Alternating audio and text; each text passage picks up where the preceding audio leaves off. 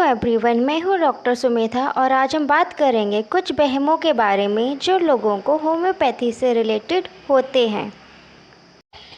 इनमें से सबसे पहला वहम लोगों को ये होता है कि होम्योपैथी बहुत ही धीरे काम करती है।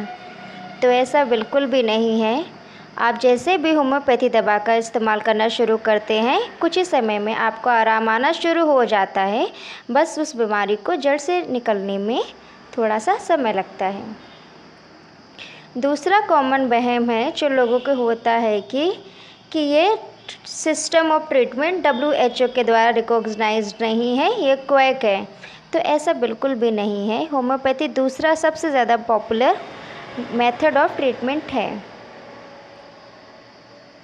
तीसरा वहम होम्योपैथी को लेकर ये है कि होम्योपैथी को आप और दवाओं के साथ नहीं खा सकते हैं जो आपकी लंबे समय से चल रही हैं। तो ऐसा बिल्कुल भी नहीं है। 7% लोग जो हमारे पास आते हैं वो एक्चुअली पहले ही बहुत सारी दवाओं का सेवन कर रहे होते हैं। हम उनको वो दवाइयाँ नहीं छुड़वाते हैं और साथ में होम्योपैथी दवाएं ले सकते हैं वो लोग।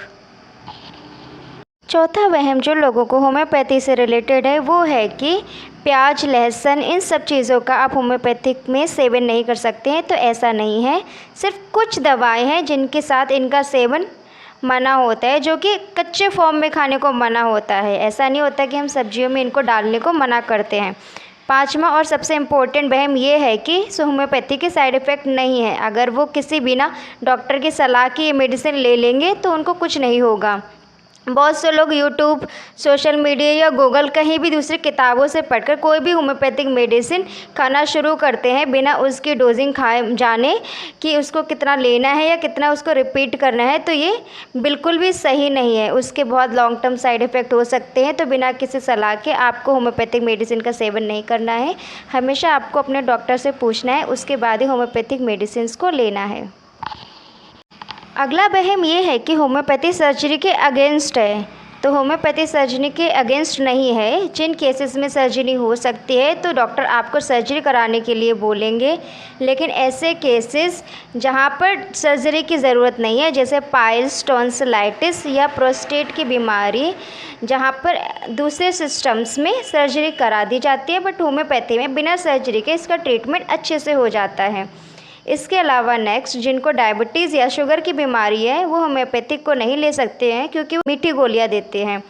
लेकिन होम्योपैथी की गोलियां डायबिटीज़ पे कोई इफ़ेक्ट नहीं करती हैं क्योंकि इनमें जो मिठास होती है वो बहुत लो लेवल पे होती है, जो पेशेंट को बिल्कुल भी हार्म नहीं करती हैं। और इसलिए डायबिटीज़ के पेशेंट इन मेडिसिन को ले सकते हैं और अच्छा ट्रीटमेंट पा सकते हैं।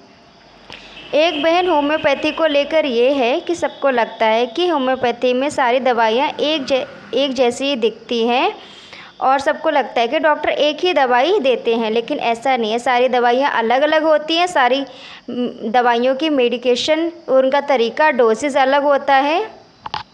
अब सवाल आता है कि होम्योपैथी को क्यों यूज़ करें। तो सबसे पहला ये कि होम्योपैथी का कोई डिपेंडेंस नहीं होता है। आप कितने लंबे समय तक दवा खाएं, इसकी डिपेंडेंसी नहीं होगी, आपको इसकी आदत नहीं होगी।